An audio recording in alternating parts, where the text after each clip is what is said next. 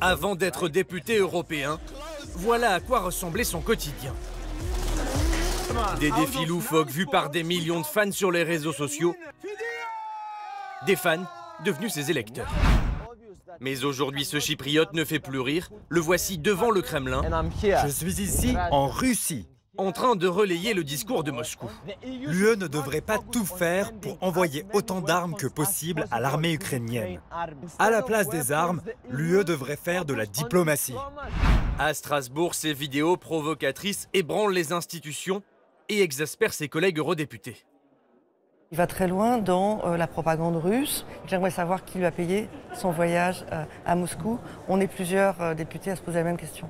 Dans les couloirs du Parlement, Fidias Panayotou ne porte ni costume ni cravate, mais il ne quitte jamais son téléphone pour délivrer à ses abonnés un discours très critique de l'UE.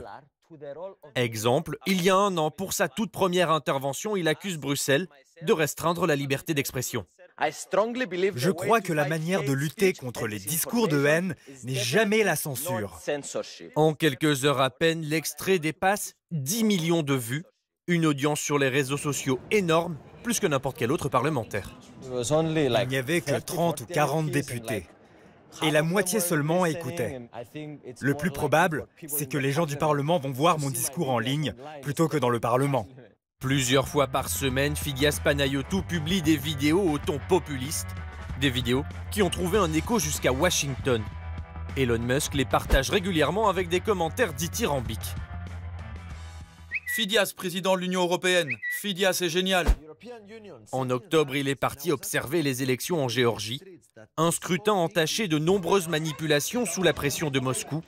Voici son compte-rendu. Je suis arrivé dans mon hôtel 5 étoiles payé par le Parlement européen. Même si j'ai vu quelques incidents qui ne m'ont pas plu, globalement, la journée s'est bien passée. Cette manière de minimiser ne passe pas auprès de la plupart des eurodéputés. Il induit chez les jeunes de fausses informations. Tout est permis, si je puis dire. Il n'y a pas de limite. Il y a quelques mois, le député youtubeur avait volontiers accepté notre caméra. Désormais, sous le feu des critiques, il s'échappe. Non, j'ai du travail. Je dois travailler, là. Mais ces accusations, c'est grave.